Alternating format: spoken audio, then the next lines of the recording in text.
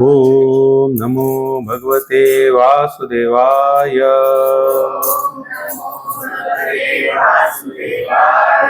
ओम नमो भगवते वासुदेवाय।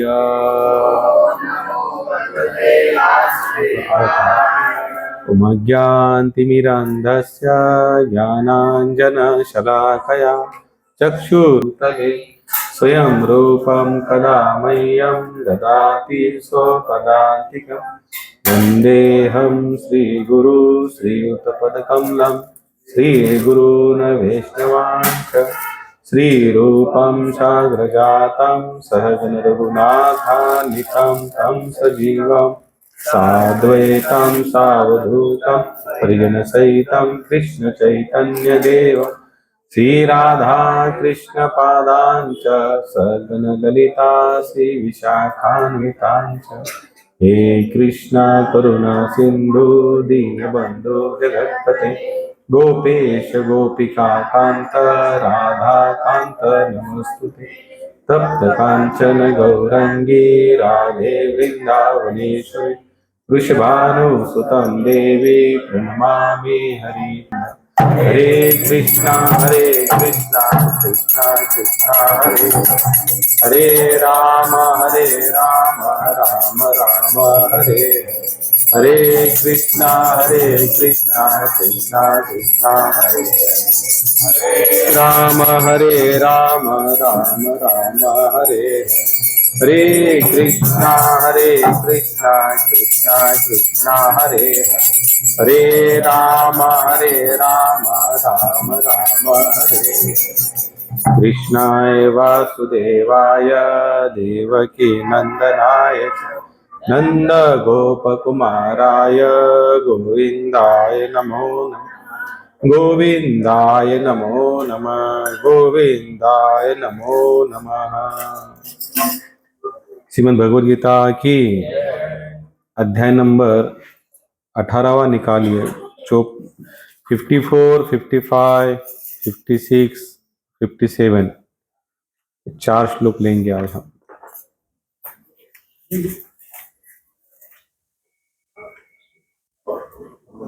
5 श्लोक है 54 से के 58 तक। बोलिए प्रभु जी पहला श्लोक 18वां अध्याय 18 54वां श्लोक से लेकर 58 तक।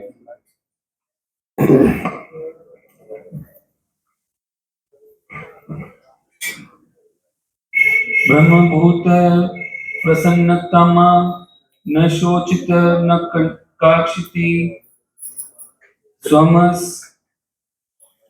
सर्वेषु भूतेषु मदभक्ति लभते परिणाम। ब्रह्मभूत प्रसन्नात्मा न शोचित न कांक्षति सम सर्वेषु भूतेषु मदभक्ति लभते पराम। उसका बोलिए प्रभु जी।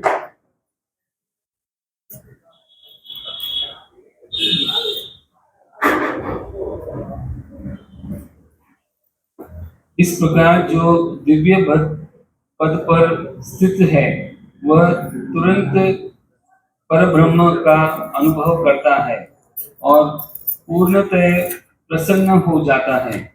वह न तो कभी शोक करता है न किसी वस्तु की कामना करता है। वह प्रत्येक जीव पर संभाव रखता है। उस अवस्था में वह मेरी शुद्ध भक्ति को प्राप्त करता है। 55 श्लोक नंबर यहाँ पर माइक भी नहीं मारा।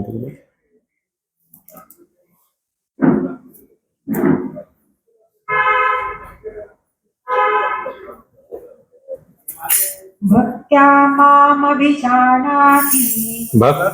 मामभिजानाति यावन्याश्चास्मिन् तत्त्वतः ततो मां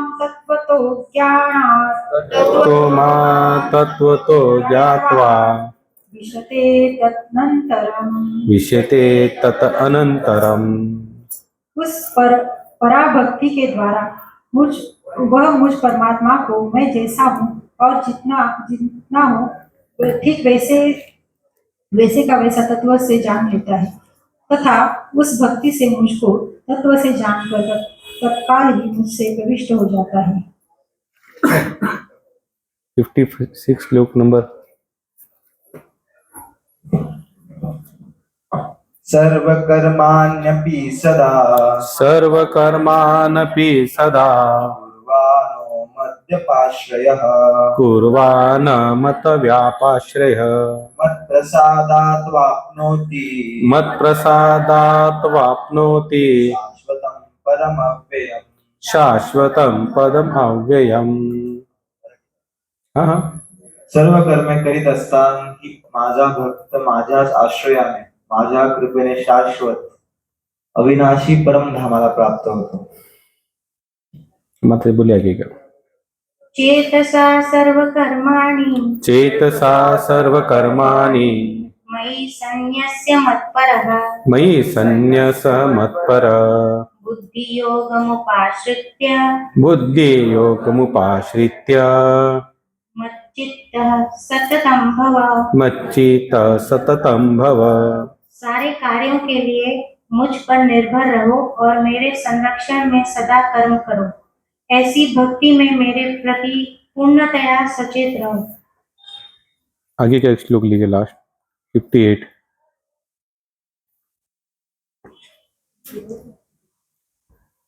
मच्चित्तः सर्वदुर्गाणि मच्चित्तः सर्वदुर्गानि मत्प्रसादात् करिष्यसि मत्प्रसादात् तरिष्यसि अथ चेत्त्वमहङ्कारान्न अत चेत्त्वमहङ्कारात् न शोष्यसि विनश्यसि। न शोष्यसि विनश्यसि। यदि तुम मुझसे भावना भावित होगे तो मेरी कृपा से तुम बद्ध जीवन के सारे अवरोधों को लांघ जाओगे। लेकिन यदि तुम मिथ्या अहंकार वश ऐसी चेतना में कर्म नहीं करोगे और मेरी बात नहीं सुनोगे तो तुम विनष्ट हो जाओगे। हरे कृष्णा।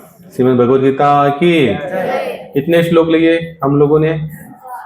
4। पहला श्लोक कौन बता सकता है क्या था? ब्रह्मभूत प्रसन्नात्मा न सोचित न कांक्षति। इस श्लोक में भगवान बता रहे जो भगवान के भक्ति में पूर्णतया लीन हो जाते हैं वो ना सोचते हैं, यानी कि किसी बात की चिंता नहीं करते, यानी कि कल क्या हुआ उसके बारे में भी नहीं सोचते, आने वाले कल क्या होगा उसके बारे में भी, वो केवल वर्तमान में जीवन यापन करते हैं। कौन से क्षण में? अच्छा बताइए इस संसार में कितने लोग होंगे ऐसे जो ब्रह्मभूत प्रसन्नात्मा न सोचिते न कांक्षति। वह न तो कभी शोक करता है न किसी वस्तु की कामना करता है, वह प्रत्येक जीव पर समभाव रखता है। उस अवस्था में वह मेरी शुद्ध भक्ति को प्राप्त करता है। आगे वाले श्लोक भगवान बताते केवल भक्ति से मुझ भगवान को यथारूप में जाना जा सकता है। जब मनुष्य ऐसी भक्ति में मेरे पूर्ण भावनामृत होता है तो वह वैकुंठ जगत में प्रवेश करता है। पहली बात तो भगवान यहाँ पर बता रहे कि हमारी अगर भक्ति करने की अवस्था क्या होनी चाहिए। अगर कितने लोगों को लगता है कि हमें भक्ति में स्थिर होना चाहिए?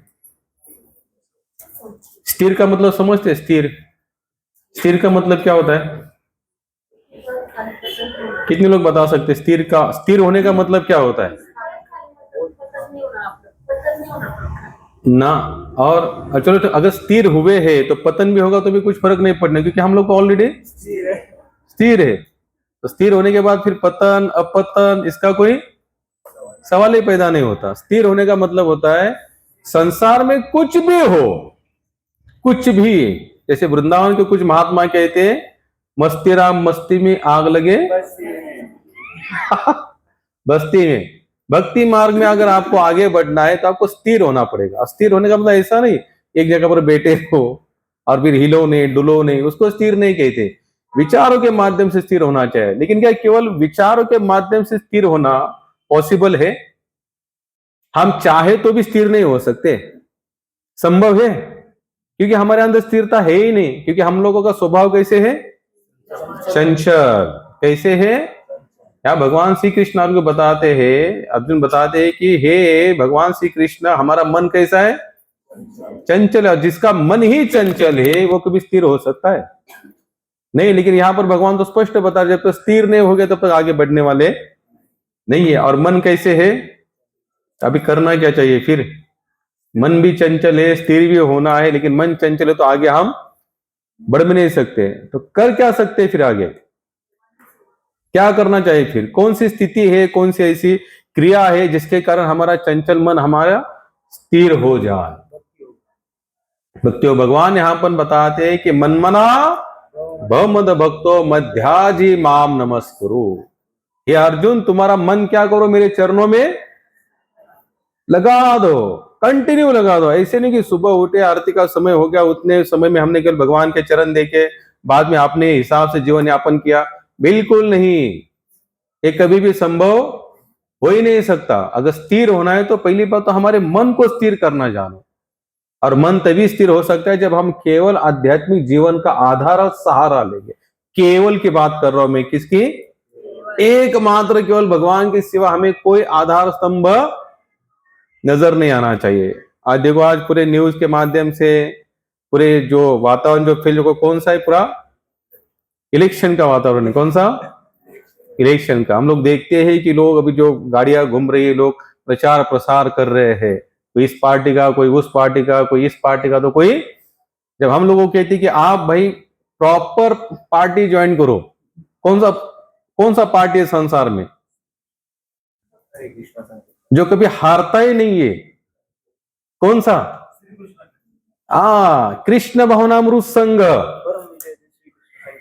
क्या बता दें, भगवान की भगवत भक्ति एक ऐसी पार्टी है जो कभी हारती नहीं। आप चाहे मतदान करो या ना करो, क्योंकि उनका अस्तित्व है, उनका अस्तित्व। अगर हम उनको मतदान देंगे तो भी उनका अस्तित्व रहेगा, और नहीं देंगे तो भी, क्योंकि उनके बिना यहां पर संसार में कोई भी स्थिर नहीं हो सकता। और यहां पर भगवान 18वें अध्याय के अंतिम श्लोक में क्या कहते हैं भगवान, कौन सा श्लोक है भैया, बोलो। भगवान 18वें अध्याय के अंतिम श्लोक में कहते हैं, अर्जुन, जहां पर कृष्ण और अर्जुन विराजमान है वहां पर सदा विजय है। कैसे विजय है, सदा विजय है। आप चाहे उनको चुन के दो, चाहे ना दो। जब हम लोगों को कहते भाई सुबह सुबह चलो थोड़ा हरि नाम कीर्तन करने, हमारे साथ रास्ते पर चलो, शर्माते लोग, उसमें कौन सी शर्म है। लेकिन आज हम देखते इलेक्शन के झंडे लेकर, चिन्ह लेकर बिंदास घूम रहे लोग, उनको कोई शर्म नहीं है, उनको कोई। अच्छा ये बताएं, अभी वो लोग स्थिर है कि अस्थिर है, अस्थिर है वो लोग। अगर उनको समझ लो, जिस पक्ष का, पार्टी का जो प्रचार कर रहे, अगर वो समझो इन किन प्रकार किस कारण जीत नहीं पाए, तो लोग कैसे होते, एकदम हड़बड़ा जाते हैं, खलबली मचते, भाई हमने इतना प्रचार किया और हमारे हाथ में कुछ लगा नहीं। लेकिन भगवान के भक्ति में आप अगर कंटिन्यू लगे रहोगे तो आपका रिजल्ट आएगा। स्वामी भक्तिपाद जी कहते हैं कि भक्ति मार्ग में नुकसान या हारना है ही नहीं, यहां पर हारना है नहीं, क्योंकि आप अगर भगवान के लिए शाश्वत काम कर रहे हो, भगवान की सेवा कर रहे हो, तो आपका विजय निश्चित है, नो डाउट उसमें। और वो कौन सा विजय होता है, अंत काले च मामे स्मरण मुक्त। कृष्ण कहते जो अंत काल तक मेरा स्मरण करता है, वो शरीर छोड़ने के बाद मेरे ही परम धाम को प्राप्त करता है। अब इसमें यहां पर जितनी भी पार्टियां हैं, पूरे विश्व की बात कर रहा हूं मैं, केवल भारत की नहीं, जितने भी इलेक्शन राज के लोग हैं, क्या वो कभी ऐसा कह सकते हैं भाई तुम मैंने मेरे पार्टी का प्रचार किया, मरने के बाद तुम मेरे पार्टी में लीन हो जाओगे? नहीं, बिल्कुल नहीं। लेकिन भगवान श्री कृष्ण कहते अगर आप अंतिम समय तक मेरे चरणों में अपना मन लगा के रखोगे तो मैं तुम्हें हमारे परम धाम को प्राप्त कर लूंगा। लेकिन ये कब है, जब हम स्थिर होंगे तब, नहीं तो नहीं। हम लोगों को कहते भाई तिलक लगाओ, शर्माते लोग, लेकिन कैसे लगाएंगे, लोग क्या कहेंगे, कंठी माला रखो, लोग क्या कहेंगे, लोगों को कहते हम भाई ये माला लेके चलो, फिर हमारे मन में क्या थे, लोग क्या कहेंगे। लेकिन कोई राजकीय कार्यक्रम में चलते उनके चिन्ह पिन्न लेकर, तो हमें नहीं लगता कि लोग क्या, वहां पर अभिमान होता है, क्या होता है, अभिमान होता है, हम इसके हम उसके।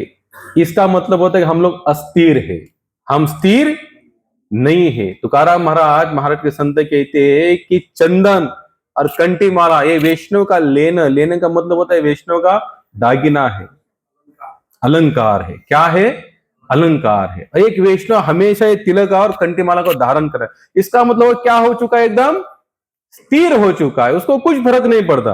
अगर आप तिलक लगा के जाओगे, कोई बोलता भी कि प्रभु जी ये क्या है, हम बिंदास बोलते ये भगवान का चिन्ह है, हम भगवान के, ये हमारा क्या अभिमान है। लोग कहते कि भगवत भक्त नम्र, बिल्कुल नहीं, गलत है, गलत धारणा है, ये गलत धारणा है। एक भक्त को भी अहंकार होता है, लेकिन किस बात का अहंकार होता है, मैं भगवान का हूं, और भगवान के सामने वो कहीं पर भी नतमस्तक नहीं होता। मराठी में कहते हो मुजरा, मुजरा वो केवल कहां करता है, भगवान को। लेकिन हम लोगों के क्या है, रोज अलग अलग मुजरा होता है, कभी इसको, कभी उसको, कभी तिसको, क्योंकि हम लोग क्या है, भोगी लोग है। जहां भोग की कामना पूर्ति होने की अंदाजा आता है, वहां पर हम लोग क्या करते हैं, शरण जाते हैं। लेकिन भक्त केवल और केवल मात्र भगवान को शरण जाता है। इसका मतलब क्या हो चुका है, स्थिर हो चुका है, इसे कहते हैं स्थिरता। लेकिन ये स्थिरता हमारे अंदर आने में पता नहीं कितने जन्म चले जाएंगे। क्यों, क्योंकि हम लोग क्या है, इंद्रियों के अधीन है।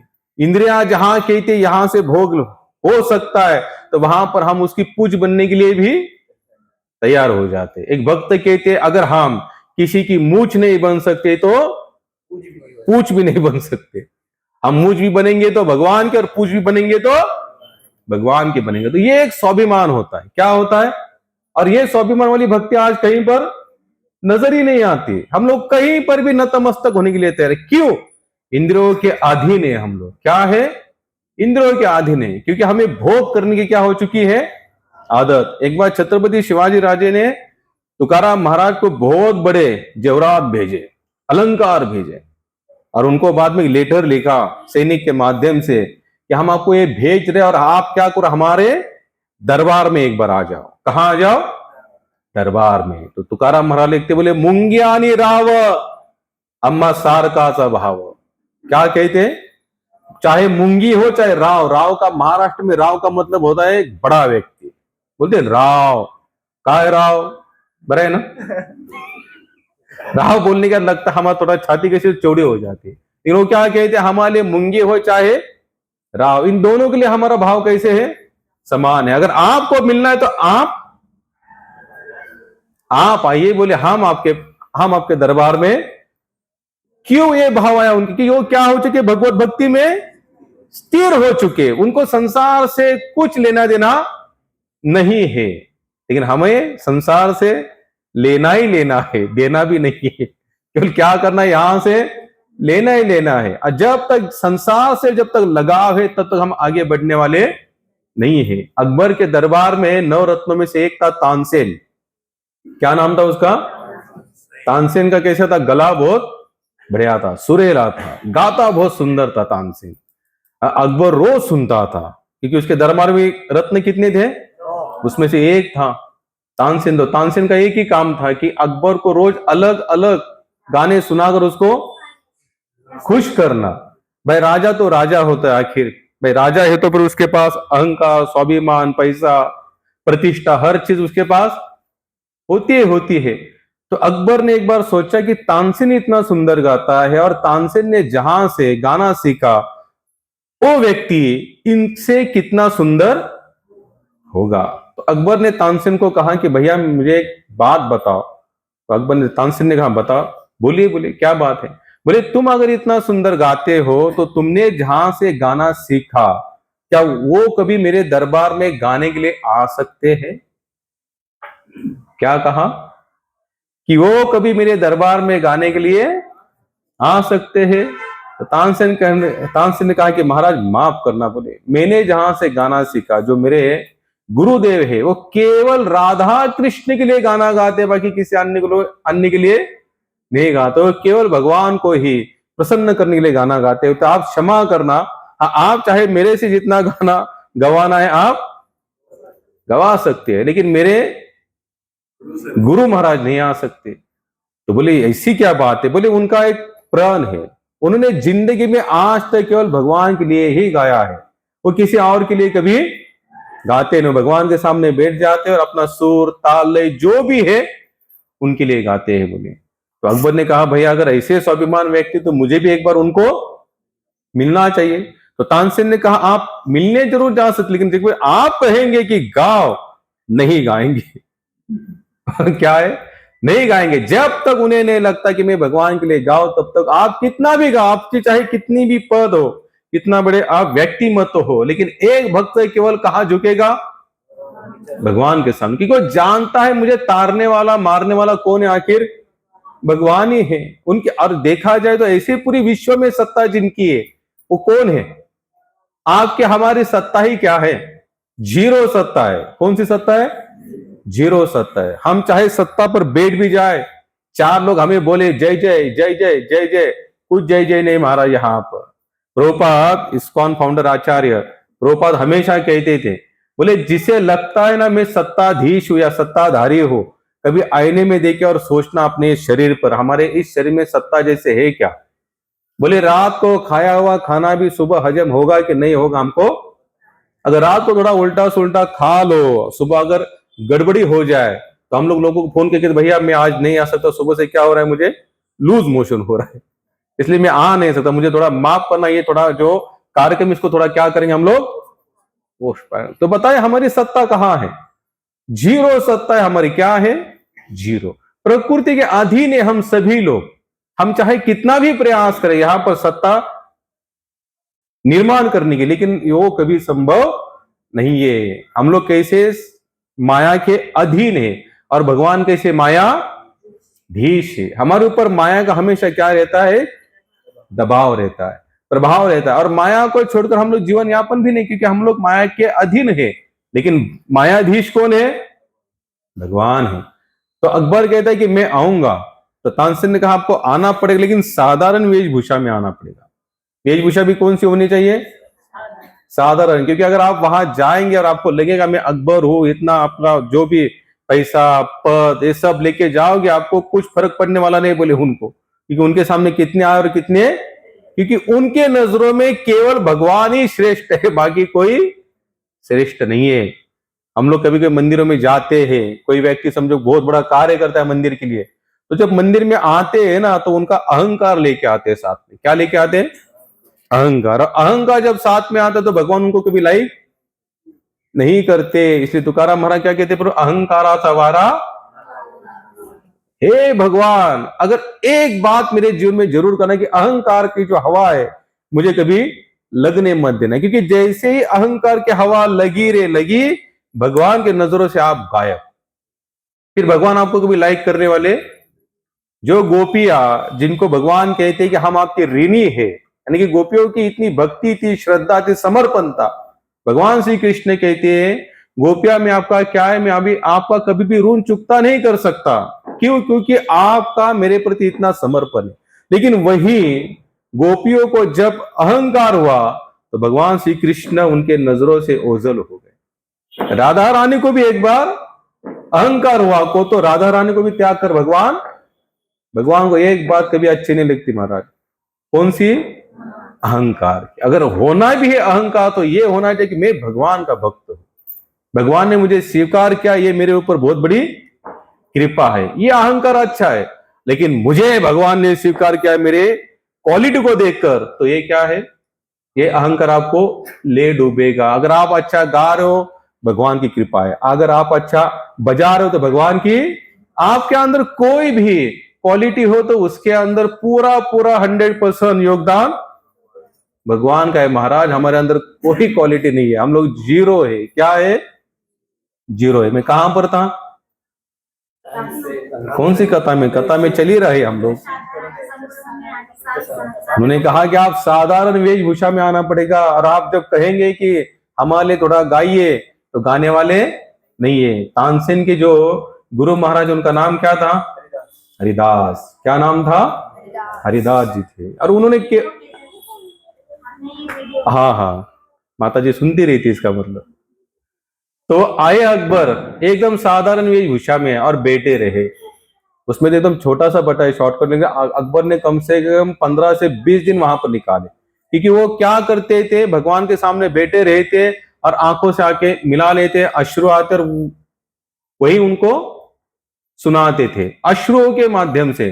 तो अकबर तो भाई कैसे था, देहिक बुद्धि वाला बंदा था, वो जब आवाज निकली तब तो वो सुन पाएगा। अकबर बैठा रहा 15-20 दिन, और एक बार फिर उन्होंने गाना शुरू किया तो अकबर ने सुना। जब तानसेन जब गा रहा था तो अकबर को ऐसे बहुत अच्छा लगता था, लेकिन अगर तानसेन जहां से गाना सीखे, अगर वो जब गाते थे तो अकबर के भी आंखों से अश्रु निकल आया, और अकबर बहुत उन पर क्या हुआ, एकदम प्रसन्न हुआ। हालांकि भगवान के भक्त पर केवल भगवान ही प्रसन्न होते, और भक्त को कोई लगता है कि कोई व्यक्ति मेरे के ऊपर अगर प्रसन्न हो रहा है, इसका मतलब अब तक स्थिर नहीं है। क्योंकि भक्त का एक ही मत होता है कि जो भी मेरे जीवन में चढ़ा उतार होगा उसके कारण कौन है, भगवान। जो भी प्लस माइनस हो रहा है उसके कारण भी कौन है, वो किसी और को खतपानी।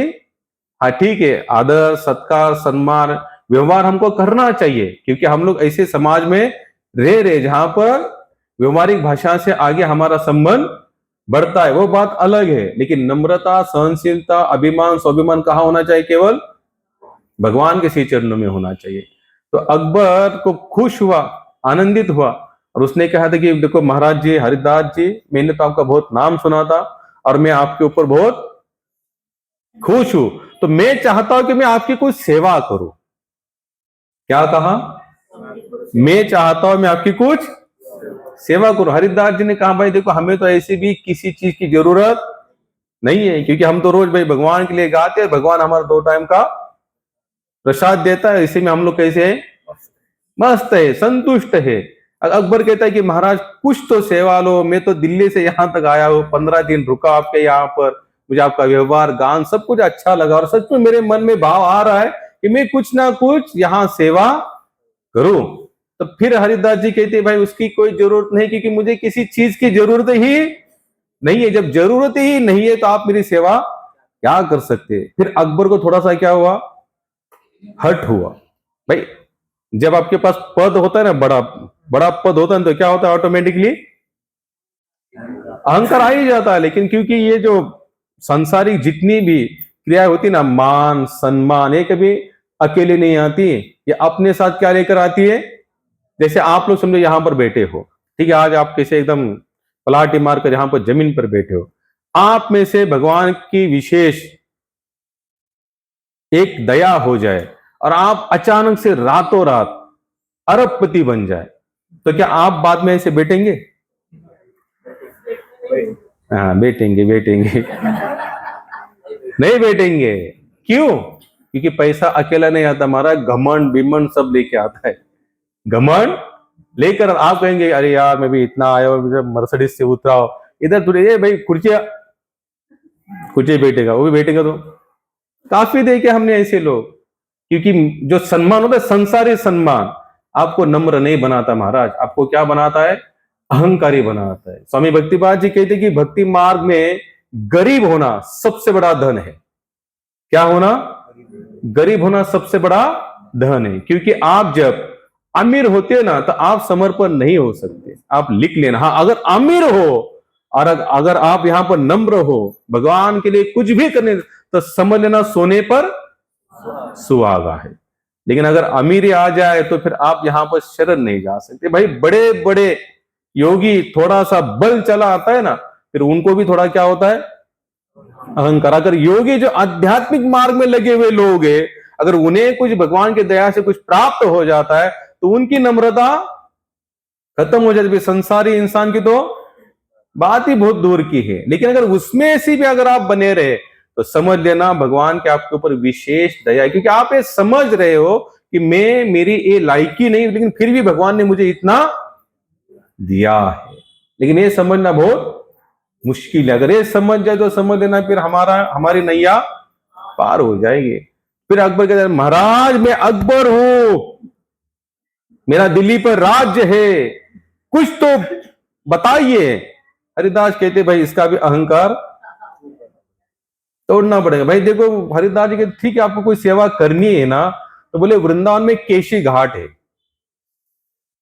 कितने लोग गए यहां पर वृंदावन परिक्रमा करते ना हम लोग, वृंदावन की परिक्रमा, तो केशी नाम के राक्षस को भगवान ने जिस घाट पर उठाकर पटका उसका नाम है केशी घाट। तो केशी घाट आज भी वहां पर विराजमान है।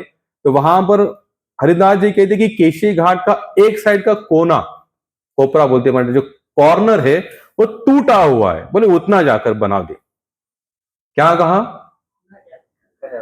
जैसे मंदिर है, इसका एक छोटा सा जो कोना है, क्या कहा उन्होंने हरिदास जी ने? अगर आपको लगता ही है मैं अकबर हूं, मेरे पास धन है दौलत में कुछ भी कर सकता हूं, बोले जाओ उस केशी घाट का केवल कॉर्नर टूट चुका है उसके जाके बना दो। अकबर कहते हैं भाई इतना बड़ा, मैं चाहे तो ऐसे 10-12 केशी घाट भी बना सकता। बोले नहीं नहीं, उसकी जरूरत उतना कॉर्नर बना दे भैया, तेरे में क्षमता है, तू कुछ कर सकता है, तू क्या कर उतना कॉर्नर बना दे। अब यहां पर क्या किए हरिदास जी ने, अकबर के ऊपर थोड़ी सी दया की। दया की का मतलब क्या? तो उनको जो सीमेंट वाला वृंदावन नहीं दिख रहा था, जो दिव्य वृंदावन, हम लोगों ने जो भजन ली ना, वृंदावन दिव्य स्थान। वृंदावन कोई साधारण भूमि नहीं है।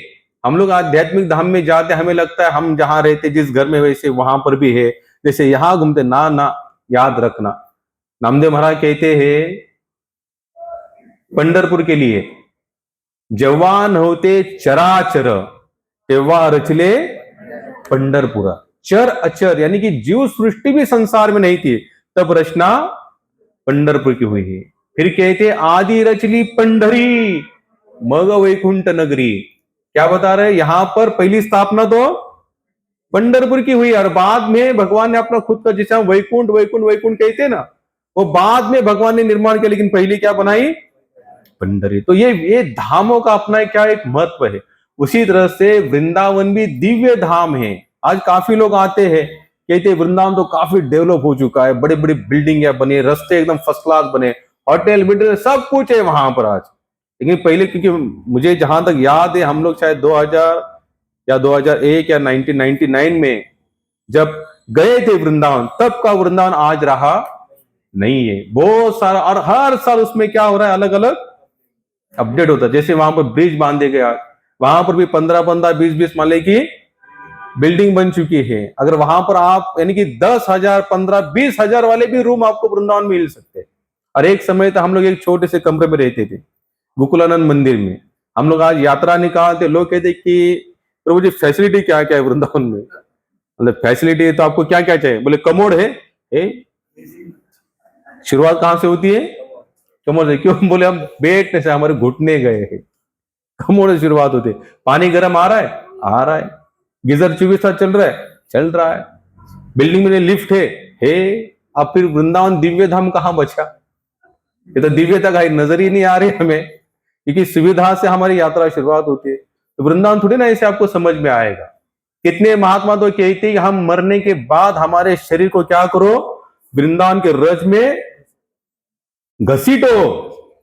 क्यों? बोले जब तक जीवित थे तब तक तो हमारे अंदर ऐसी कोई भक्ति निर्माण के लिए, मरने के बाद अगर ये रज भी अगर हमारे शरीर को स्पर्श करेगी घसीट घसीट कर, तो भी हमारा कल्याण होगा। हम सोच सकते कि उन लोगों के जो बौद्धिक क्षमता में या भगवान की दिव्य लीला कितनी सारी उनको नजर आती होगी, और हमें नजर आती है वैसे वो वृंदावन हमें नजर आता है।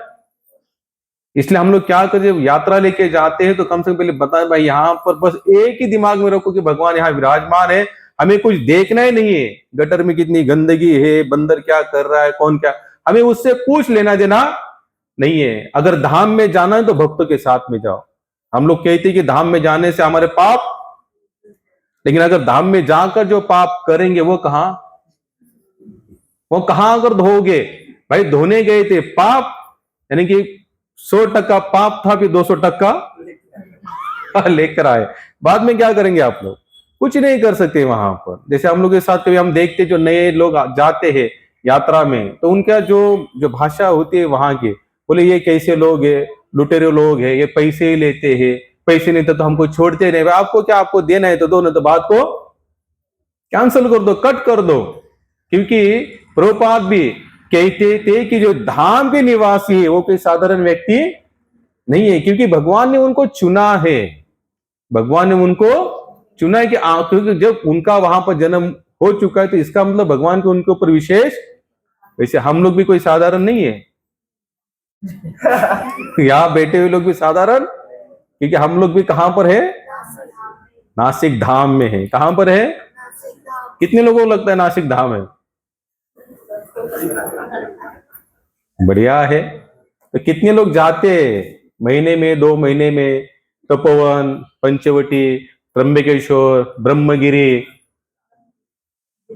बहुत बढ़िया।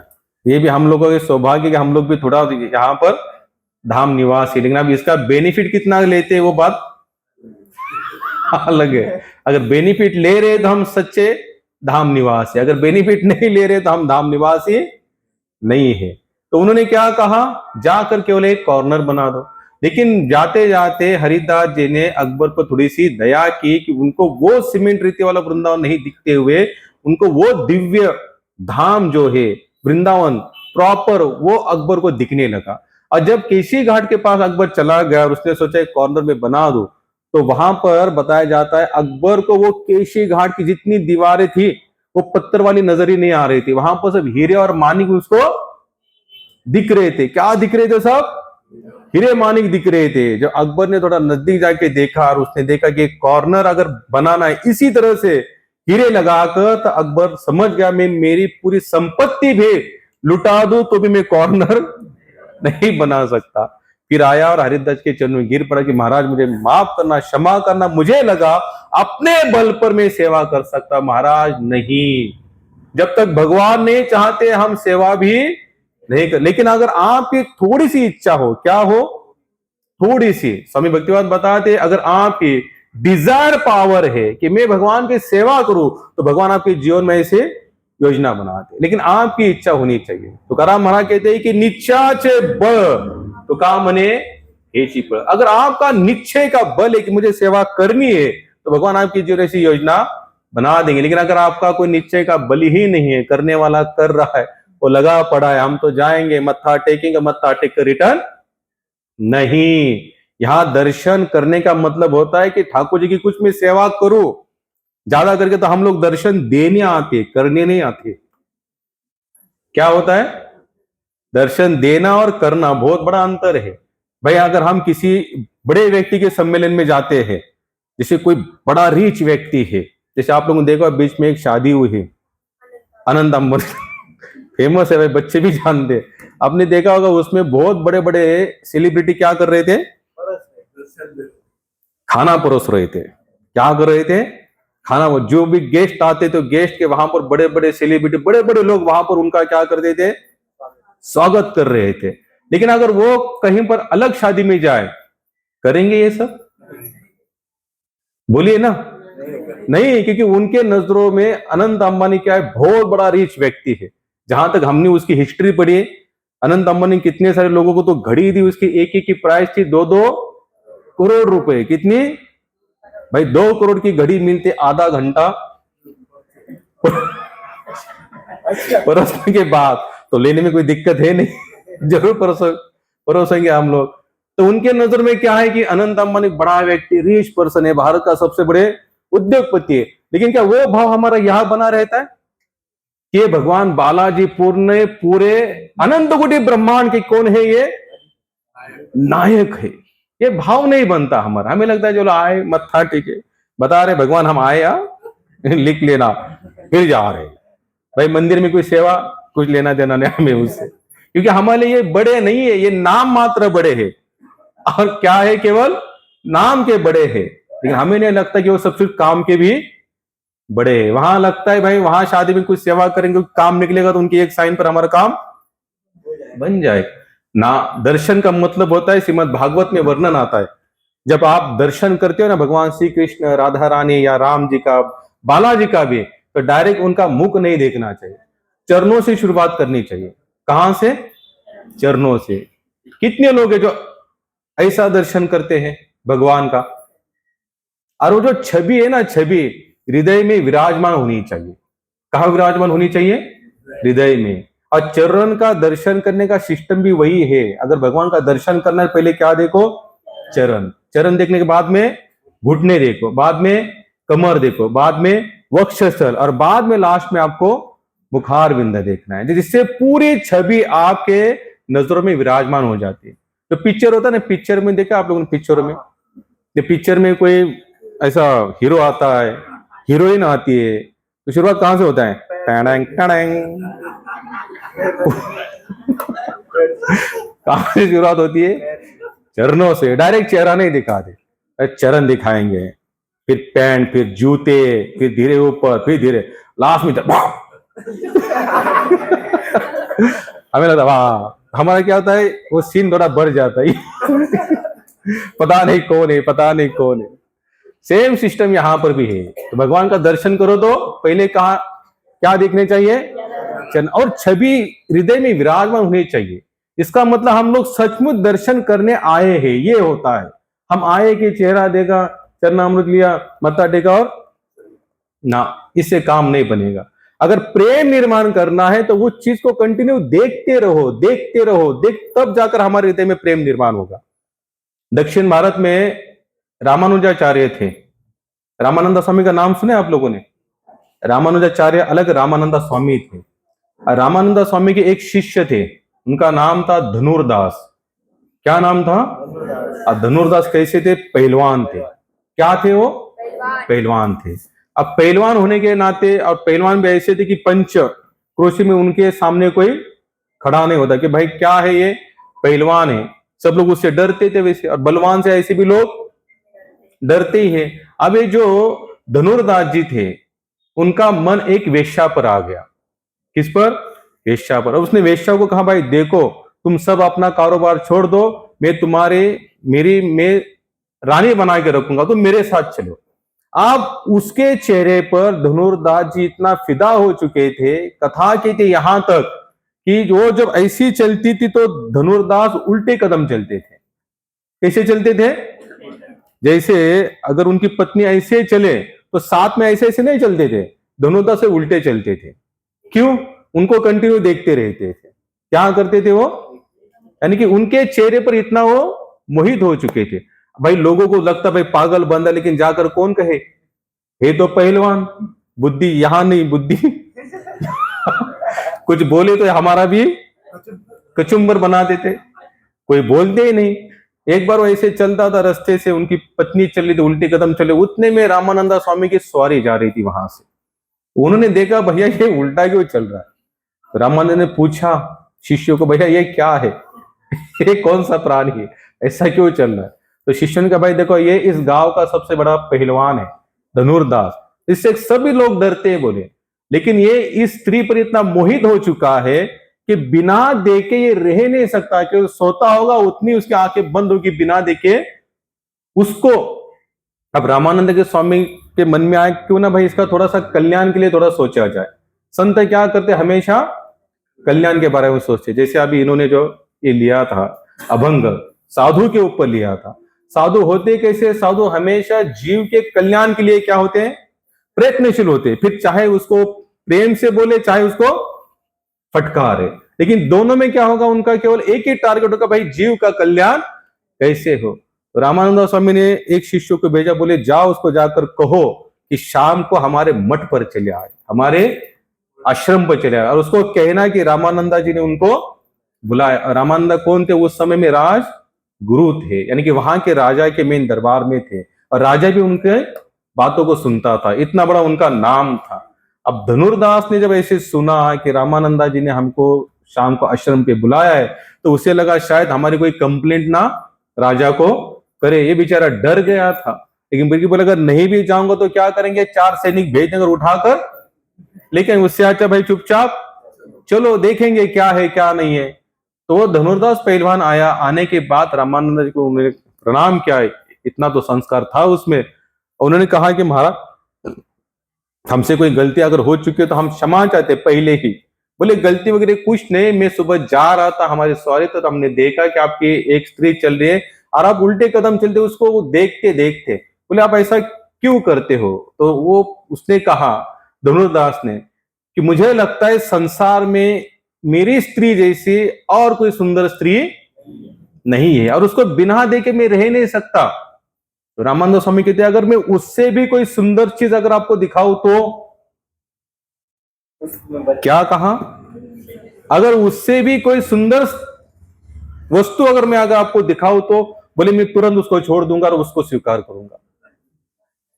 क्या कहा, तुरंत उसको छोड़ दूंगा और मैं उसको स्वीकार करूंगा। तो रामानंद स्वामी क्या करते, बोले सामने ठाकुर जी का मंदिर है, बोले वहां जाओ और ठाकुर जी का दर्शन करो। तब रामानंद स्वामी भगवान को प्रार्थना की कि भगवान कोई चमत्कार करो। वो तो कोई साधारण वैसे भी थे नहीं, कबीर जी के भी गुरु वही थे, रहीदास जी के भी गुरु वही थे, तो इतने बड़े बड़े उनके कौन हुए हैं, शिष्यगण हुए हैं। तो रामानंद स्वामी भगवान को प्रार्थना की भगवान आप उनके ऊपर कोई दया करो। धनुर्दास चला गया, उसने भगवान का दर्शन किया, दर्शन करते ही मोहित हो गया, भगवान के ऊपर क्या हुआ, मोहित हुआ। और आते ही रामानंद स्वामी आकर उन्हें चरण पकड़े, बोले महाराज आज के बाद मैं भगवान को छोड़कर किसी को देखने वाला नहीं हूं, मैं उस स्त्री को त्यागना चाहता हूं। रामानंद स्वामी बोले ऐसा बिल्कुल मत करना, वेश्या थी, आपने उनको गटर से निकाला है तो उनके साथ में रहो, लेकिन मोह माया कहां पर लगाओ, भगवान के। तो क्या हुए वहां पर, धनुर्दास जी एकदम स्थिर हुए। मैं फिर बता रहा हूं हमारी शुरुआत ही कहां से हुई थी, स्थिर होने पर। लेकिन ये कब है सब संभव, जब हम भगवान को चाहेंगे, भगवान के नाम के प्रति हमारा प्रेम निर्माण होगा। इस सत्संग के लिए हमारे क्या होंगे, हमारे मन में एक अतुटता होगी, लेकिन हमारे मन में अतुटता है नहीं। हम सत्संग करते जरूर है, लेकिन फॉलो कितने करते हैं।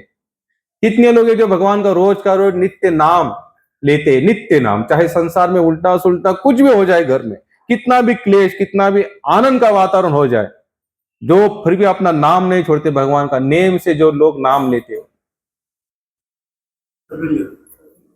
बहुत बढ़िया। ये तो फिर सत्संग कैंसल, क्योंकि सत्संग का जो परिणाम आना चाहिए, नित्य नाम लेना चाहिए, आप तो ले ही रहे हो, लेकिन एक नाम होता है जो हमें भगवान की प्राप्ति करवाता है, और एक नाम वो होता है जिससे हमें संसार की प्राप्ति होती है। ये फिर बता रहा हूं, ध्यान से सुनना, क्या कहा मैंने, एक नाम वो होता है जिससे भगवान की प्राप्ति होती है, और एक नाम वो होता है जिससे संसार की प्राप्ति होती है। तो आप कौन सा नाम लेते हैं, भगवान को प्राप्त करने के लिए नाम लेते हैं या संसार को प्राप्त करने के लिए, ये भी बहुत इंपॉर्टेंट बात है, बोलिए ना। सही भाई, भगवान को प्राप्त करने का मतलब होता है तुरंत वैकुंठ गमन। कितने लोग तैयार है तुरंत वैकुंठ गमन के लिए, जय हो। यहाँ वीर धुरंधर शूर भक्त सब बैठे हुए, तो बहुत अच्छी बात है, लेकिन याद रखना है कि भगवान को प्राप्त करने का नाम एकदम शुद्ध होता है, उसमें कुछ फर्क नहीं पड़ता, चाहे कितना नुकसान हो, चाहे कितना प्लस हो, शरीर की कितनी व्याधि हो, शरीर को कितना विकार हो, इससे कुछ लेना नहीं, क्योंकि हमने नाम जो ले रहे हो, क्या प्राप्त करना चाहते हैं नाम लेकर हम लोग, भगवान को प्राप्त करना चाहिए। अगर वो वाला नाम लेते तो समझ लेना उस नाम से हमारा कल्याण निश्चित है, लेकिन अगर उसी नाम से अगर संसार थे तो संसार भी मिलेगा, लेकिन वो फिर वो जो नाम का जो रस है वो मिलने वाला नहीं है। इसलिए हमेशा ध्यान रखना, अगर जब हम नाम लेते ना भगवान का नाम चिंतन, तो नाम चिंतन में केवल हमारे माइंड में क्या आना चाहिए, भगवान आने चाहिए। क्या आने चाहिए, कितने सारे लोग जब हम पूछते कि आप नित्य नाम लेते, बोले नाम लेते, तो कुछ लोग ऐसे भी होते हैं, बोलते प्रभु जी जब हम नाम लेना शुरू कर देते ना तो बहुत सारा हिसाब किताब हमें ध्यान आता है, किसका कितना देना है, किससे कितना लेना है, कितना काम पेंडिंग है, कितने क्या जाना है, कहाँ जाना है, क्या करना है, लेकिन संसार के पेंडिंग काम सब याद आते हैं। तो उस समय हमारा नाम शुद्ध हो रहा है, तो लेना चाहिए कि छोड़ना चाहिए, लेना चाहिए। एक महात्मा ने कहा भाई इस तरह से जब संसार याद आता है, इसका मतलब नाम क्या कर रहा है, संसार को निकालने का प्रयास कर रहा है। क्या कर रहा है, निकालने का प्रयास कर रहा है, क्योंकि इतना आसान नहीं है भगवान के नाम में प्रेम निर्माण होना। लेकिन जब प्रेम निर्माण होगा तो समझ लेना भगवान की हमको कुछ मिलने वाला भी नहीं है, लेकिन उसके लिए हमको पूरा भगवान को समर्पण होना पड़ेगा। कभी कभी लोग कहते कि प्रभु हम नाम तो लेते हैं, लेकिन बहुत सारी गलतियां भी हमारे हाथों से होती है, क्योंकि अपराध स्तर पर हम अपना हमेशा जीवन यापन करते। हमारा स्तर कौन सा है, अपराध पूर्ण है, क्योंकि हम अपराध मुक्त तो हो ही नहीं सकते। लेकिन भगवान इतने दयालु है, अगर प्रेम से अगर आप उनकी सेवा करते, प्रेम से अगर नाम लेते हैं, तो भगवान आपके अपराध को भी माफ कर सकते। लेकिन कब? प्रेम से। इतना याद रखना आप लोग, जब तक प्रेम से नाम नहीं लेंगे तब तक अपराध शून्य नाम होने वाला नहीं है। हम लोग जो नाम अपराध करते हैं, 7वां नाम अपराध कौन सा है? नाम के बल पर पाप करना। हम लोग क्या करते हैं? नाम के बल पर पाप करते हैं। पाप का मतलब क्या होता है? एक तरफ तो नाम, जैसे हम लोग हरे कृष्णा हरे राम राम राम, ये जो महामंत्र है इसका अर्थ क्या है? कितने लोग जानते हैं इसका अर्थ क्या निकलता है? हे कृष्ण, हे राधा रानी, हे राम जी, हमें आप आपकी सेवा में लगा लो। इस मंत्र का अर्थ क्या है कि हे कृष्ण, हे राधा रानी, हे राम जी, हमें आप आपकी सेवा में लगा लो। अब देखो, इस तरफ तो हम लोग इस तरह से प्रार्थना कर रहे, और सेकेंड माइंड हमारा क्या कहता है कि भाई अगर मैं नाम लेता हूं, भगवान के भजन में लगा हुआ हूं, सत्संग में लगा हुआ हूं, तो मुझे कोई भी संसार की समस्या टच नहीं करनी चाहिए। क्या नहीं करनी चाहिए? टच नहीं करनी। और एक तरफ हमारी जो प्रार्थना चल रही है उसका क्या अर्थ है? हे कृष्ण, आप हमें आपकी सेवा में लगा लो। और एक माइंड क्या कहता है कि हमें संसार की समस्या, यानी कि हम लोग डबल माइंड वाले हो गए। कौन सा? डबल माइंड वाले हो गए। बंगाल में अगर आप लोग कभी गए होंगे, बंगाल तरफ जो बंदर पकड़ते ना, वहां पर उनकी एक सिस्टम है। आप लोगों ने सुरई दी कि सुरई, जो पानी भरा जाता है उसमें, जो नीचे उसका मटका कैसे गोल होता है, कैसे होता है? गोल। और उसका मुख कैसे होता है? ऐसा थोड़ा सा लंबा होता है। तो लोग क्या करते हैं, वहां पर अगर बंदर को पकड़ने का काम होता है, प्रभुपाद हमेशा ये देते थे एग्जाम्पल। तो क्या करते, जैसे बंदर वहां बैठा है, सुरई को रखते थे और बंदर के सामने उसमें चने डालते थे। क्या डालते थे? चने। अब चने डालते, बंदर तो क्या देखता, चने को देखता था। और ये लोग दूर आके बैठ जाते, जैसे ये लोग थोड़ा दूर चले जाते तो बंदर आता था। अब सुरई का मुंह कैसे होता है? ऐसा लंबा होता है और छोटा होता है। तो बंदर क्या करता है, जब अंदर हाथ डालता है तो हाथ की स्थिति कैसी होती है? ऐसी ऐसी हो जाती है। और जैसे नीचे चला जाता है, हाथ में चने लगते हैं, और चने लगने के बाद क्या बन जाती है? मुट्ठी। अब मुट्ठी बनने के बाद हाथ तो बाहर क्यों नहीं आएगा? क्योंकि जाते समय कैसे गया था? ऐसे गया था। उसके हाथ में चने लगे, चने लगे, वो बहुत सारा प्रयास करता है, लेकिन हाथ तो बाहर निकलता नहीं। और बंदर वाला आता है, उसको तुरंत दबोच लेता है। लेकिन वो मूर्ख बंदर ये भूल जाता है चने के कारण में फंसा हो। अगर वो सोचेगा कि मैं चने, तुरंत हाथ निकल जाएगा। बस हम लोगों की यही स्थिति। हम लोग भगवान का नाम तो लेते हैं, यहां नाम लेने जरूर आते, लेकिन क्या करना चाहते हैं? जो भगवान ने माया के जितने भी साधन सामग्री बनाए उसको हम लोग लेना चाहते हैं। और जब जब माया की साधन सामग्री लोगे और फिर बात आप कहेंगे कि मैं भगवान, मैं आपको भी चाहता हूं, तो पॉसिबल नहीं। आपको एक तो ये छोड़ना पड़ेगा, तब जाकर भगवान मिलेंगे। लेकिन हम लोग माया नहीं चुना। यहां तक भगवान हम आते यहां पर है कि भगवान को क्या मांगते? संसार की सुख सुविधाएं मांगते। क्या मांगते हैं? संसार की सुख सुविधा। लेकिन मांगना क्या है? तुकाराम महाराज बताते, कौन सा मांगे प्रभु जी? हाँ, क्या मांग रहे? हेची दान देगा देवा तुझं विसरण व्हावा, गुण गायीन आवडीने, हेची माझी सर्व गोडी, न लगे साधु संग। आगे क्या बताते? तुका मने गर्भवासी सुखे घालावे अम्मासी। और उसी तरह से चैतन्य महाप्रभु बताते, 8वां अष्टकम क्या है प्रभु? आश्लिष्यवा पादराता पिनुष्टमाम अदर्शना ममहरता कृतवा यथा तथा वा विद्यातु लंपटो मत प्राणास्तु सवेना। बता रहे चैतन्य महाप्रभु 8वें श्लोक में, हे कृष्ण, आप चाहे मुझे आलिंगन दो या ना दो, मुझे दर्शन दो या ना दो, अगर आप मेरा हृदय भी मर्माहित कर दोगे तो भी आप ही मेरे प्राणनाथ रहोगे। इसे कहते शुद्ध प्रेम के लक्षण। लेकिन ये हमारे अंदर कभी प्रकट ही होते नहीं, क्योंकि हम लोग भगवान से मांगना ही क्या चाहते हैं? जो भगवान कहते हैं जिस चीज को छोड़ दो वही चीज आकर यहाँ पर हम लोग भगवान से मांगते हैं। भगवान क्या कहते हैं, भाई संसार से मन हटा लो और मेरे चरणों में लगा लो। काफी लोग तो यहां तक कहते हैं, एक राजेश्वरानंद जी कहते थे हमेशा, बोले इंसान इतना चतुर है, क्या है, इतना चतुर है, वो कहते हैं कि भगवान आप हमें कुछ दो, फिर हम उसको त्यागेंगे और फिर हम आपके पास आएंगे। क्या करते हम लोग, भगवान आप पहला, हम त्यागने के लिए तैयार है, सब कुछ त्यागेंगे लेकिन पहला आने दो। जैसे आएंगे थोड़ा भोग करेंगे फिर, ये संभव है? कभी भी संभव नहीं महाराज। आप तुरंत उस चीज को त्याग दो। रामदास स्वामी कहते हैं जया से वाटे वैराग्य वावे। क्या बता रहे, जिसको लग रहा है सचमुच मुझे वैराग्य आना चाहिए, वो कहते जया से वाटे त्या यानी कोणाचा नाही विचार आवे, उठ जडजडून लाग भक्तीच्या वाटा। और कहते कि सचमुच आपको लगता है कि वैराग्य संसार से आना चाहिए तो संसार के भोगों पर तुरंत लात मार दो।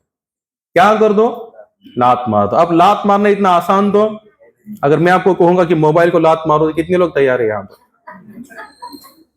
बोले महाराज बहुत हो गया अभी, मोबाइल की लात मारने की वस्तु है भाई, इसे तो सुबह से लेकर शाम तक, शाम से लेकर इससे प्यार करो।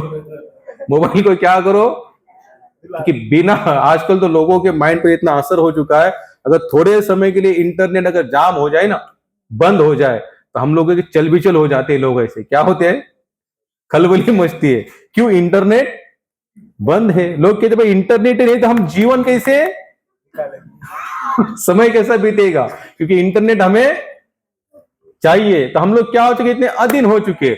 अब मोबाइल को त्याग तो नहीं सकते, इंटरनेट को भी छोड़ भी नहीं सकते, फिर करना क्या है, मोबाइल लो, नेट शुरू करो, हरे कृष्ण महामंत्र लगाओ, कथा लगाओ, कीर्तन लगाओ, वृंदावन का लाइव दर्शन देखो, बालाजी का लाइव दर्शन देखो, तो आप उसको त्यागने की जरूरत नहीं, क्योंकि आपने क्या क्या उस चीज को कहां लगा दिया, भगवान की सेवा में। इस संसार में हम किसी भी चीज को त्याग नहीं सकते, उसको क्या करो, प्रभुपाद हमेशा के लिए डिलीट मत करो किसी भी चीज को, उसको डाइवर्ट करो। क्या करो, डाइवर्ट करो। अगर आप डिलीट करने का प्रयास करेंगे तो संसार आपको डिलीट कर देगा। बोले ये किसी काम का नहीं बचा, अभी इसको क्या करो, उठाकर अपने समूह से फेंक दो, बोले उठाकर, क्योंकि हमारे साथ में रहने वाला भी बचा नहीं। आप उसको क्या करो, भगवान की सेवा।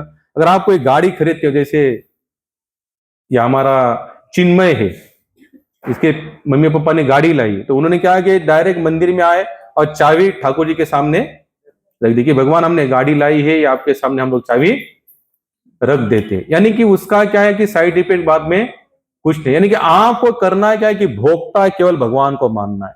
करना क्या है, भोक्ता केवल भगवान को मानना है। आपको सुख भी मिले तो भगवान को बताओ, दुख भी मिले तो भगवान। इसको मतलब क्या होता है कि आपने ठान लिया है मेरे जीवन में प्लस माइनस के लिए कारण कौन है, केवल भगवान है। अगर इस तरह से अगर स्थिति बनी मन की, तो समझना हम लोग क्या हुए हैं, स्थिर हुए हैं।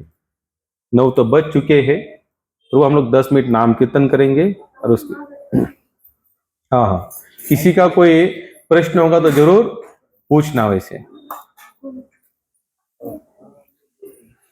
प्रभु हरे कृष्णा।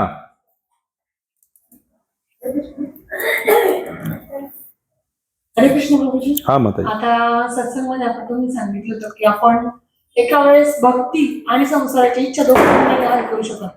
त्यावेळेस आपण संसाराविषयी आपण भगवंताला काहीच मागितलं नाही, पण मग संसारामध्ये पण आपण कोणाकडनंच काहीच अपेक्षा नाही केली। समजा कोणाचं चुकत असेल का नाही, आपण मग दुर्लक्ष करून द्यायचं। मग ते काय करायचं, समजा त्यांच्या तोंडावर बोलायचं की आपल्या मनात तर नाही, पण आपण त्यांना रागवू, पण मग त्याच्यामध्ये आपण परत एकरूप होऊन जातो। मग त्याच्यासाठी काय करायचं? नाही, डबल सांगा तुम्ही काय म्हटलात। आता समजा आता तुम्ही सांगितलेले का भगवंताची भक्ती किंवा संसाराचं त्यावेळेस मागायचं नाही, मग आपण नाही करू, पण मग आता आपल्या मुलांना आपण दाखवायचं नाही का त्यांच्यामध्ये आपण हे नाही, आपण त्यांच्यापासून वेगळं म्हणजे त्यांच्यामध्ये जीव निघतो, पण ते चुकतायत ना, मग आपण त्यावेळेस रागवतो त्यांना, पण आपलं तर नाही, पण मग त्यावेळेस रागवता पुन्हा आपल्या त्याच्यामध्ये आसक्ती होऊन जाते। मग त्याच्या वेळेस काय करायचं? नहीं, तुमचं काम आहे, तुम्ही आप अगर उनके माता पिता तो आपका काम है कि उनको डांटना ही पड़ेगा, उसमें नो डाउट है, क्योंकि अगर आप डांटेंगे नहीं तो बाद में वो नाही, पण आपण त्यांना रागवतो, पण मग त्याच्यामध्ये आपल्याला एकीकडे मनामध्ये रागवता पूर्ण मग आपल्या मुलाचं नुकसान न व्हावं, ही भक्तीचं आपण एक पार्ट निवडायला आलो हे विसरून जातो आणि मग आपले मुलं आपण हे त्याच्यामध्ये परत गुंग होऊन जातो. मग अशा वेळेस काय करायचं?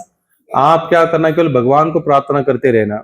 आप भगवान की सेवा के लिए उनको जरूर डांटना, और अब रिजल्ट चाहे भगवान जो भी देंगे उसको स्वीकार करना। अगर आप भगवान का दिया हुआ रिजल्ट स्वीकार कर रहे, इसका मतलब आप उस चीज में फंसे हुए नहीं हो। अगर आपने भगवान ने दिया हुआ रिजल्ट स्वीकार नहीं करते हो तो समझ लेना आप क्या हो रहे, फिर माया के अधीन हो रहे। आप आपका प्रयास करते रहिए। आपको जितना काम भगवान ने सौंपा है ना, आपके जैसे घर में जो भी एक लड़का है, एक लड़की है, आपका काम है उनके लिए कुछ करने का प्रयास करना।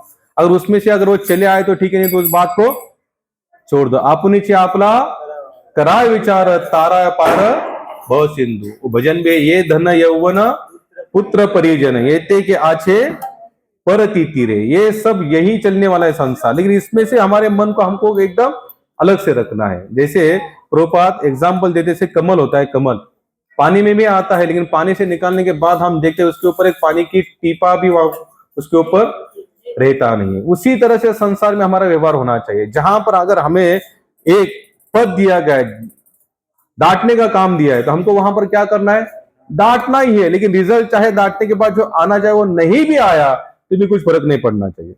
आया तो ठीक है, नहीं आया तो भी डांटते रहो।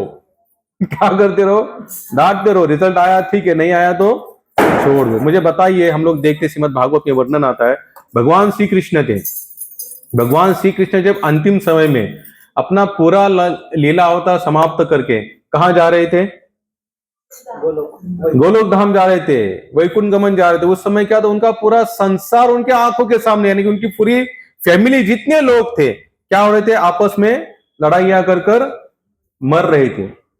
उनका ही वंश दारू पीकर वो भी क्या कर रहे थे, सुरापान किया उन्होंने, और क्या कहते आपस में लड़ाई कर कर उन्होंने अपने अपने प्राण छोड़ रहे थे। उद्धव जी पूछते कि महाराज आप इनको कुछ समझा, बोले समझाने की जरूरत नहीं, बोले उनका कर्म है, उनके कर्म से वो लड़ाई कर रहे और ये चले जाएंगे। बोले हमें कुछ फर्क पड़ता नहीं है। हम सोच सकते हैं अगर भगवान इस तरह से स्थिर होते, हमें भी कैसे होना चाहिए, एकदम स्थिर होना चाहिए। आप आपका प्रयास जरूर करना, लेकिन रिजल्ट जो आए उसको स्वीकार। इसका मतलब होता है कि हम लोग कैसे फिर उसे रिजल्ट जो भी आता है स्वीकार कर। इसका मतलब क्या है, डांटना भी चाहिए, प्रेम भी करना चाहिए, लेकिन डांटने के बाद समझा कर किस कारणवश आपने अपने बेटे को डांटा और फिर भी वो वही गलती कर रहा है, फिर भी आप उसको डांटते रहिए, डांटते रहिए, वो गलती करता रहा है। आप आपका प्रयास करते रहिए, रिजल्ट जो भगवान दे रहे उसको स्वीकार करना। क्योंकि हमारे हाथ में केवल उतना तो है, बाकी हम लोग कुछ भी नहीं कर सकते। यहाँ पर हर इंसान क्या कर रहा है, प्रयास कर रहा है, लेकिन हर एक इंसान जिस कार्य के लिए प्रयास करता है, क्या उसमें वो सक्षम ही होता है, सफल हो पाता है? कोई नहीं होता तो कोई होता है। इसका मतलब क्या है कि भगवान जो रिजल्ट दे रहा है उसको आप स्वीकार करो। स्वामी भक्तिपाद जी का एक स्पष्ट आंसर है, थैंक यू कृष्णा। भगवान आप जो कर रहे हो उसके लिए मैं आपको क्या कर रहा हूं, केवल धन्यवाद देना चाहता हूं, और यही हमारे हाथ में है। इसलिए आपको करते रहना चाहिए, माने चाहे ना माने, उनका कर्म उनके साथ, हम क्या कर सकते इससे ज्यादा। आणि अजून प्रभूजी कालच तो प्रश्न मी तुम्हाला विचारला होता की आता आपण 10-13 वगैरे काय असं तर खायचं नाही, तर तुम्ही सांगितलं होतं का जर आपली भक्ती दृढ असेल तर तुम्ही काही पण खाल्लं तरी काही परिणाम नाही होणार।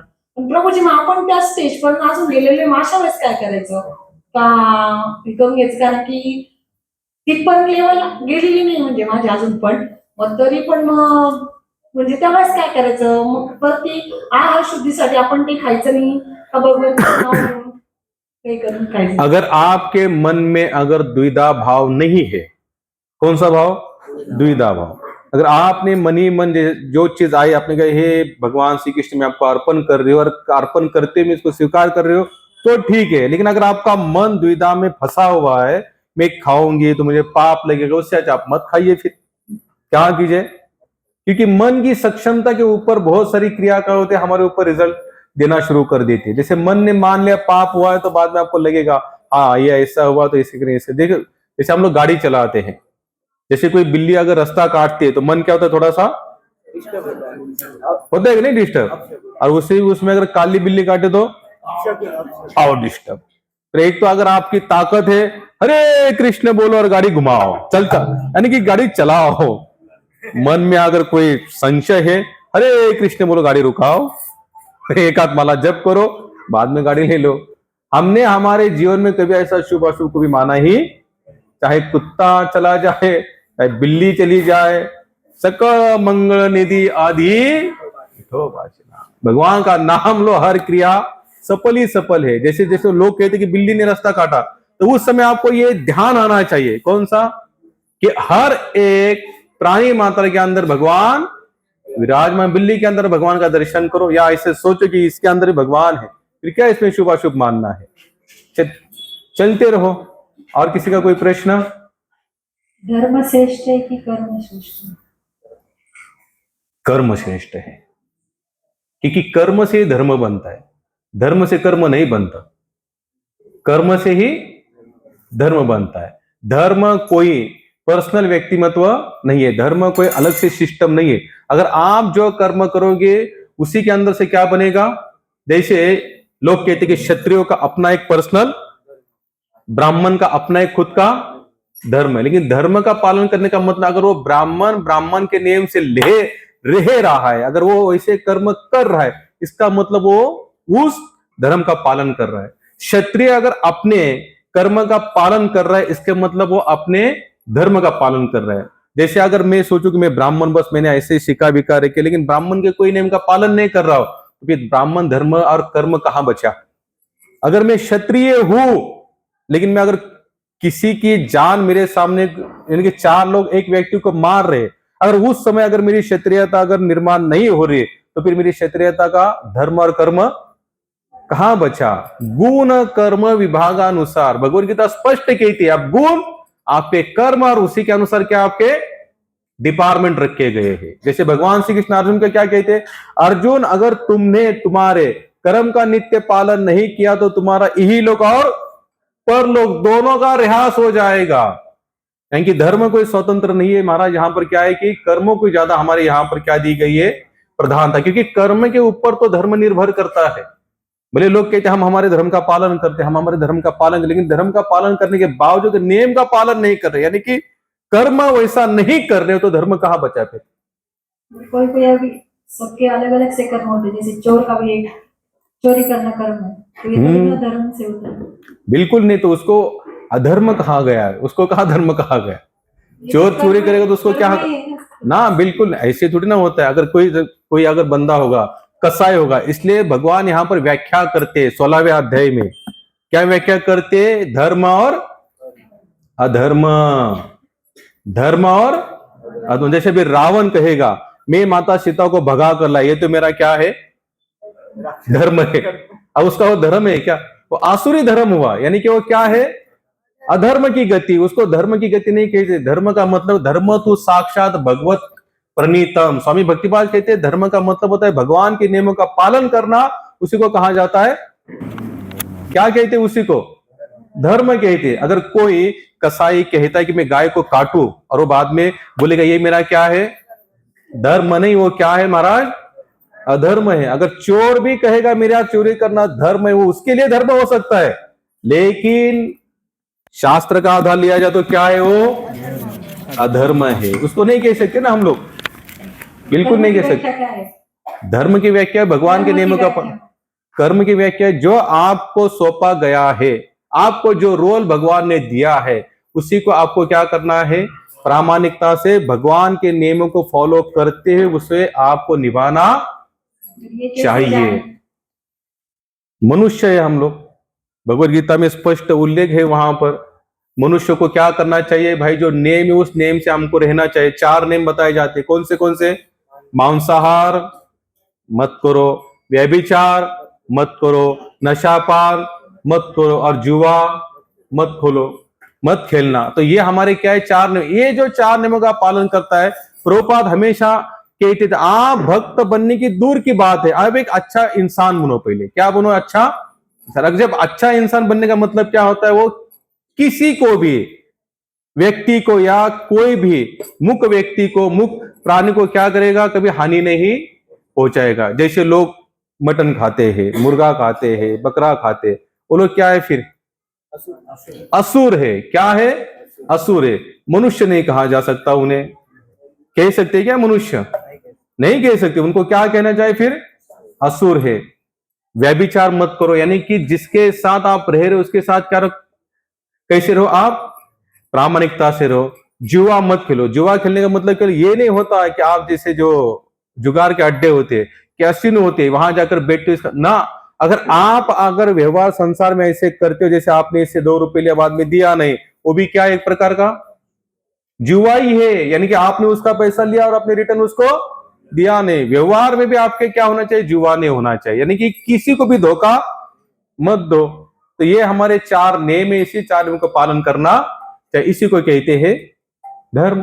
और यही हमारे नियम है और इसी नियम से हमको चलना है। लेकिन इस नियम को अगर आप तोड़ेंगे तो आपको कुछ मिलने वाला नहीं है। प्रभुपाद हमेशा कहते पहले 4 नियमों का पालन करो, अच्छा इंसान बनो। जब अच्छा इंसान आप बनोगे तो अच्छा भक्त भी आप बनेंगे। आप अच्छा इंसान ही नहीं बन पा रहे हो तो भक्त कहां से बनोगे। धर्म की व्याख्या होती है भगवान के नियमों का पालन करना, बाकी कोई धर्म की व्याख्या नहीं है। क्योंकि क्या कहते हैं, धर्म तो साक्षात भगवत प्रेरित, वो हमारा धर्म होता है। एक भक्त का धर्म क्या है, विष्णुमय जग वैष्णवांसा धर्म। कर्म की व्याख्या कर्म की व्याख्या आपको बताता हूं। कर्म की व्याख्या वही है जो हमको सौंपा गया, उसे आप क्या करो, कंटिन्यू करते रहो, वही तो इसकी व्याख्या है। सबका अलग अलग कर्म है। जैसे मैं यहां पर बैठा तो मैं क्या, अगर मैं चाहूं तो भी कुछ और काम मेरे से नहीं हो पा रहा है, क्योंकि भगवान ने मुझे इसी काम के लिए चुना है। आपको जिस काम के लिए भगवान ने आपको चुना है वही आपका क्या है, कर्म है। जैसे भगवान अर्जुन को कहते हैं, अर्जुन अगर तुम अपना गांडीव और धनुष्य रखकर चले जाओगे, साधु भी बनोगे, तो भी आपका तुम्हारा उद्धार होने वाला। तुम क्षत्रिय हो, क्षत्रिय होने के नाते तुम्हारा कौन सा कर्म है, सामने कौन खड़ा है, अधर्म खड़ा है। और तुम्हारी जो साइड है वो साइड कौन सी है, धर्म की वाली साइड। तुमको क्या करना, उनको मारना ही पड़ेगा। अर्जुन तो यहां तक क्या बता, भगवान मैं तो क्या बनना चाहता हूं, साधु। बोलिए ना, भगवत गीता 1000 बार सुने आपने। क्या बनना चाहता था अर्जुन, साधु।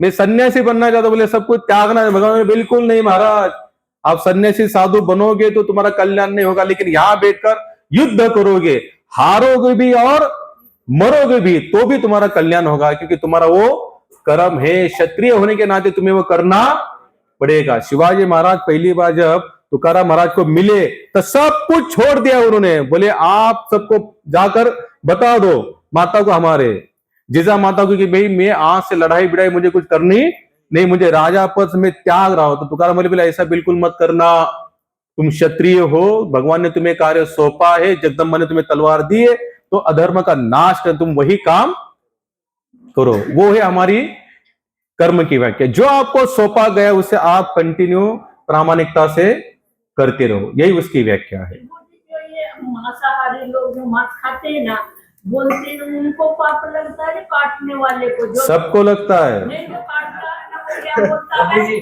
मेरा दोस्त ना मेरे छुरे का दोस्त, खाने वाले का दोस्त। वाह वाह, ऐसे अगर मैं बोलूं यहाँ पर बंदूक ले लूं, मैंने मेरे बंदूक का दोस्त ना गोली का दोस्त, डिशाऊं, तो पुलिस क्या करेगी मेरे को, नहीं यार इसका कोई दोष नहीं, उसको छोड़ दो, बंदूक का दोष है।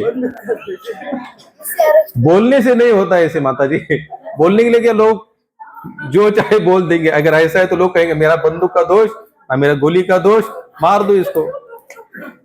कहने की बात होती है, ऐसा नहीं होता माता जी। पाप पाप ही होता है, आप चाहे कितना भी प्रयास करो। हमारे भीष्म पितामह थे, 70-75 जन्म पहले उन्होंने छोटे, जब वो बालक थे उस समय, एक जो फुलपाखरू जिसे कहते हैं हम लोग, बटरफ्लाई, उसको काटा चुबोकर मारा था भीष्म जी ने।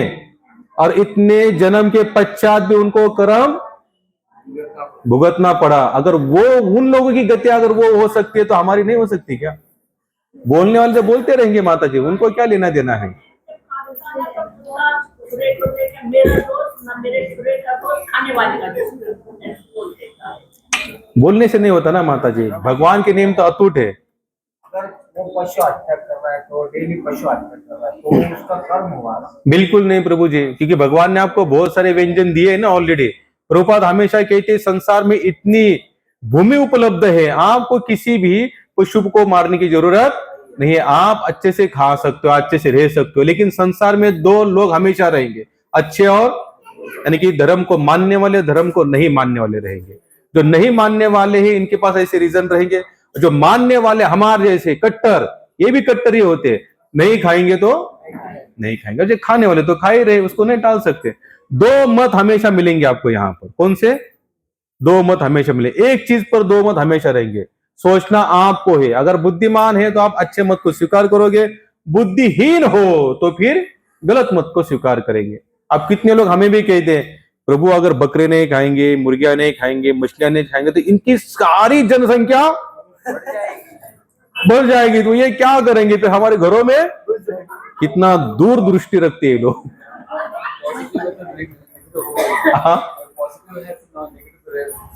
हाँ, हमेशा रहेगा, ऐसे लोग रहेंगे। मैं आपको इसके पहले बताया था एक बार, जैसे लोग ये लिखते ना, जैसे हम लोग जब गाड़ी चलाते हाईवे से चलते तो ढाबे पर लिखते शाकाहारी, हम लोग भीड़ में थे, मुझे अभी भी घटना याद आती है। भीड़ में थे और ऐसे एक यंग लड़का था, उसको बोला भाई मांस मच्छी मत खाना, बोले छोड़ो, बोले आप कहते हरी हरी हरी, बोले आप ही लोग कितना इसमें भेद करते हो, बोले कैसे भेद करते हो, बोले ढाबे पर लिखते क्या लिखते हैं, जो ढाबा होता है जो बाहर, इथे शाकाहारी मांसाहारी जेवण में, बोले आप एक हरि को स्वीकार करते हो, दूसरे हरि का ये समझा नहीं, बोले क्या, बोले शाकाहारी को आपने स्वीकार किया, मांसाहारी का, बोले इसमें भी हरि और इसमें भी हरि है, बोले आप ही लोग चीटिंग करते हो, बोले आप एक भगवान को स्वीकार करते को, यानी कि तर्क करने वाले आपको यहाँ पर हजारों मिलेंगे, लेकिन सोचना आपको है किसको स्वीकार करना है, अच्छा है को या बुरा। जहां पर अर्जुन ने कितने सारे तर्क किए, लेकिन भगवान ने छाती ठोकर बाद में क्या कहा 18वें अध्याय में, सर्वधर्म, अर्जुन अभी तुम्हारे सब मत मतांतर साइड में रखना, जब मैं कह रहा हूं उतना करना, सब धर्मों का त्याग करो और मुझे अकेले को शरण। हमारा मत इतना प्रबल होना चाहिए, कोई भी आकर उसको कभी हिला नहीं सकता, इतना हमारा विश्वास दृढ़ होना चाहिए। प्रभुपाद जो थे ना, प्रभुपाद इतने मत वाले व्यक्तिमत्व थे, इसलिए उन्होंने पूरे संसार में प्रचार किया, लेकिन हमारा मन कैसा है, डामाडोल है। अगर दो लोग कहते ये धर्म है और उसके अलग कहने वाले अगर 10 लोग आते हैं तो हम लोग क्या कहते हैं, अरे 2 कह रहे भले धन, लेकिन 10 क्या कह रहे कि ये नहीं है, तो हम लोग क्या करते, तुरंत 10 वालों को मेजोरिटी देखते हैं, हम लोग संख्या को देखते हैं, और ये गलत है। एक भक्त केवल भगवान के मत को ही अपना मत मानेगा, बाकी किसी मत को चाहे संसार पूरा एक साइड में चला जाए उससे कुछ फर्क नहीं पड़ता। नहीं, भगवान ने कहा है तो यही सही है, हम इसी को मानेंगे, इसी का पालन करेंगे। निकल के गई तो क्या करा था, उन लोगों ने ना ऐसे लाइन से जानवरों को खड़ा कर लिया और उधर से बटन चालू कर दिया और cut cut cut cut cut उनका कर दिया। छोड़ दो, हमें क्या करना माता जी, हमें अपना भजन करना है, जो करेगा सो भरेगा। अभी क्या है, हाँ लीजिए फिर।